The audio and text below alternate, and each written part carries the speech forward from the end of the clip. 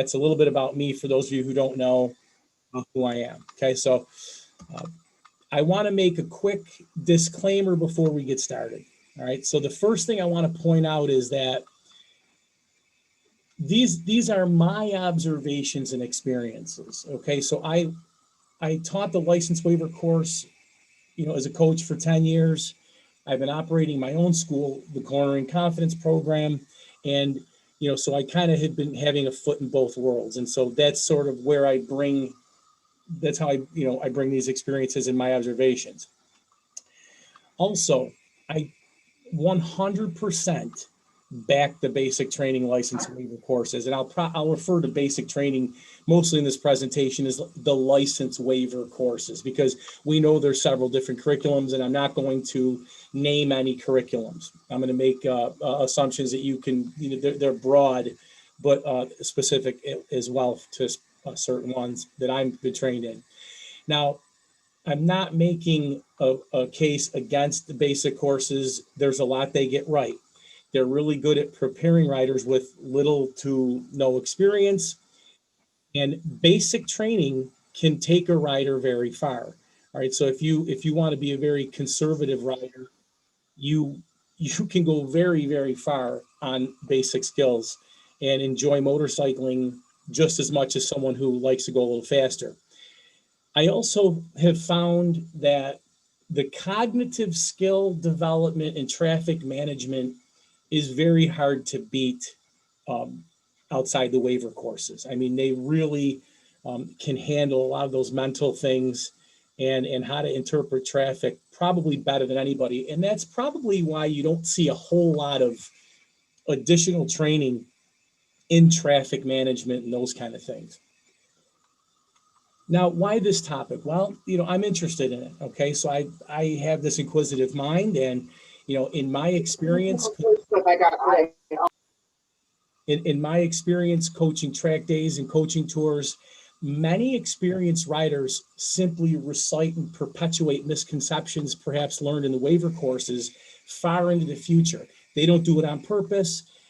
It's just that there's a tendency to repeat for many years what was taught in a basic course. Now,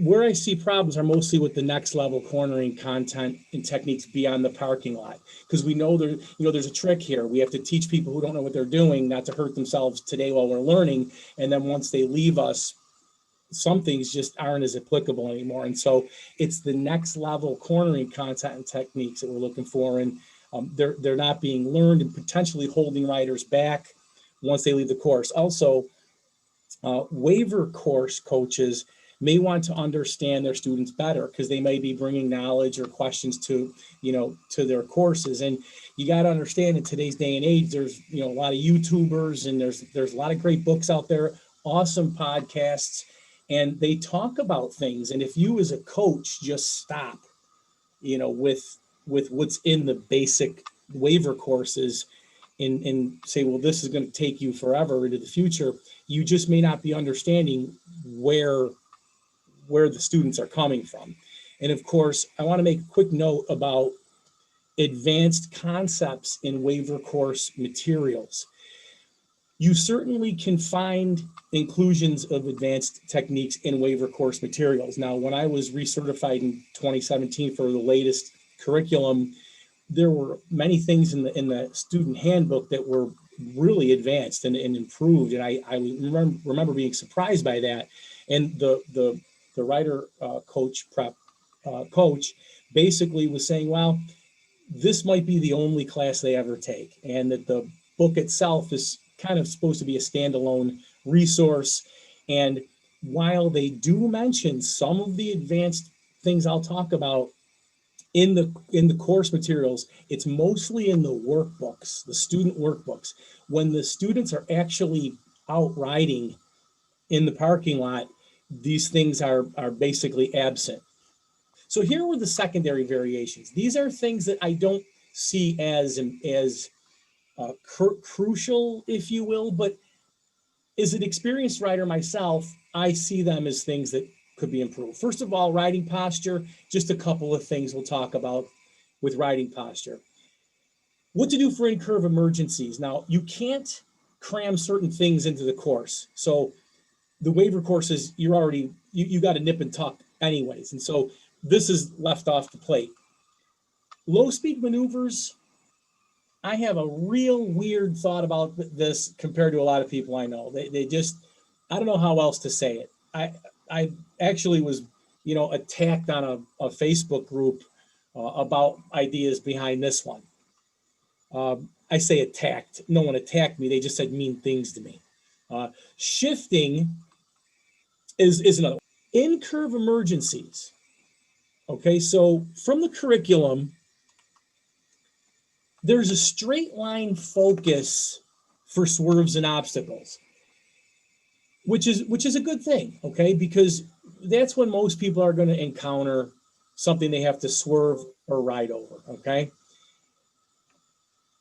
What changes though is cornering techniques needed for swerves and obstacles, right? So there's in the course book, there is a mention of choosing different lanes for lane positions in a corner for certain things, like you would pick lane positions going straight. They also talk about swerving in a curve, how much lean angle is required on when you come back in, but it's not really shown. It's not really discussed. We don't practice it. There's no way to what am I thinking of?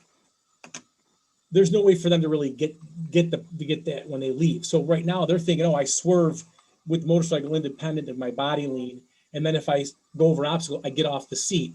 But when you go into a curve, it's kind of different. Okay, so the swerve, you're still going to kind of do the handlebar presses, but we don't want to upset the suspension very much. We want to keep a balanced suspension. Obstacles, okay, if there's a 2x4 in a corner, we're not going to lift our butt off the seat typically. We're going to kind of hold on and let the suspension absorb it if we can. Try not to make any sudden changes in speed or direction as well, okay, if we can avoid that while leaned over. Now, in the curriculum, this is a weakness that I find, and there's really no other way to give people a solution in a waiver course without giving them everything I've given you tonight, basically, on how to brake and slow in a curve. So the solution, if you're running too fast in the curve, is there's this guy, Brett Tax. He's a really good YouTuber, and I listened to a podcast of his where he said the press and pray. Okay, I don't know if he came up with it, but that's who I heard it from. And he said if you're about to run wide, you're going too fast, press and pray. What you're doing there is you're looking, you're going to press that counter steering grip inside, and you're going to lean more. And in truth, that probably would work for most people, since most people have no idea how much lean angle they have left. Someone might think they're ready to drag a knee, and they're looking at 2 feet still of ground clearance. And so I say that kind of jokingly, because when people have their pictures taken at track days and the tail of the dragon or something like that, they always say, geez, I thought I was leaning more than the picture shows. So it is viable, but I don't like the option because we're increasing lean angle when we're already kind of maybe in a pucker moment. I do it. We all do it. Okay. We want to just get a little more turning ability. We'll press a little more. I'm not saying that it's not a good idea, but there are other. So it's not showing up here, but there are 2 other. There's more solutions. I must not have put the bullets under it. I have it in my notes here. There are other options. Okay. First of all, we can slow with coasting or braking. That's going to help us not run wide. Remember the picture I showed you. And then we can also widen our arc. Okay. Now this could mean we might be able to do this in our lane even. It may require crossing into the other lane, which is not a good idea if cars are coming towards you. we run into a kind of a lose-lose situation when we go into a corner too fast. I don't know, lose-lose. I don't really know how else to say it. We're in trouble. We go in too fast. So if we lean more, we increase risk. If we slow the bike more, we increase risk potentially. And if we straighten out our arc and we don't have to stand it up and go straight, but if we change our line to be a wider arc, that could help us as well. That's why I'm a big advocate of learning smooth brake throttle transitions wherever you are, especially in a turn, because of those three options I just presented, I think the best one is the slowing the speed and steering with your throttle hand.